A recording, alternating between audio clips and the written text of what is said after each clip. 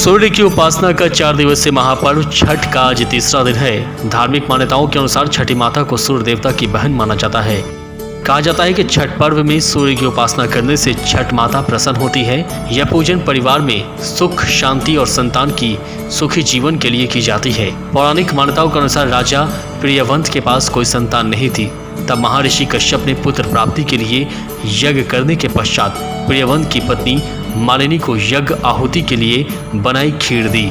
इससे मालिनी के पुत्र की प्राप्ति हुई, मगर पैदा हुई संतान मृत था। प्रियवंत पुत्र को लेकर शमशान गया और पुत्र वियोग में प्राण त्यागने लगा। उसी वक्त भगवान की मानस पुत्री देवसेना प्रकट हुई और उन्होंने कहा कि सृष्टि की मूल प्रवृत्ति के छठ अंश से उत्पन्न होने के कारण मैं षष्ठी कहलाती हूँ। राजन, तुम मेरी पूजा करो और इसके लिए दूसरों को भी प्रेरित करो। राजा ने पुत्र इच्छा से देवी षष्ठी का व्रत किया और उन्हें पुत्र रत्न की प्राप्ति हुई। तब से लेकर आज तक कार्तिक मास के शुक्ल पक्ष में छठ पूजा मनाई जाती है। यह दीपावली के 6वें दिन मनाया जाता है, इसलिए इसे छठ महापर्व कहा जाता है।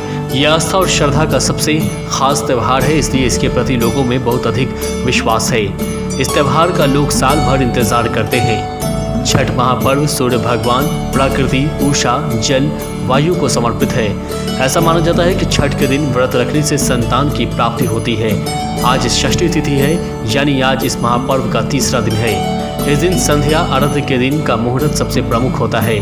संध्या आराध्य मुहूर्त में सूर्यास्त के समय सूर्यदेव को जल चढ़ाया जाता है। वही अगले दिन सप्तमी को उषा आराध्य मुहूर्त महत्वपूर्ण है। इसमें उगते हुए सूर्य को जल चढ़ाने का विधान है।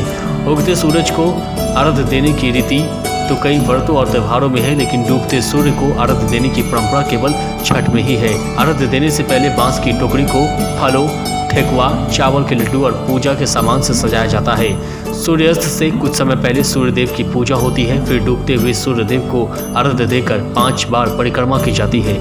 इस पूजा में प्रसाद का भी बेहद महत्वपूर्ण स्थान है। छठ पूजा का प्रसाद उस जगह पर नहीं बनाना चाहिए जहां खाना बनता हो। पूजा का प्रसाद मिट्टी के चूल्हे पर ही बनाना बेहतर होगा।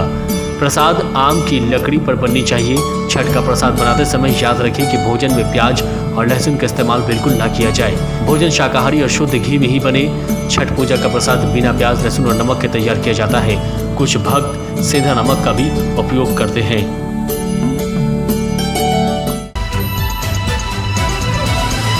NBC 24 सच की ताकत।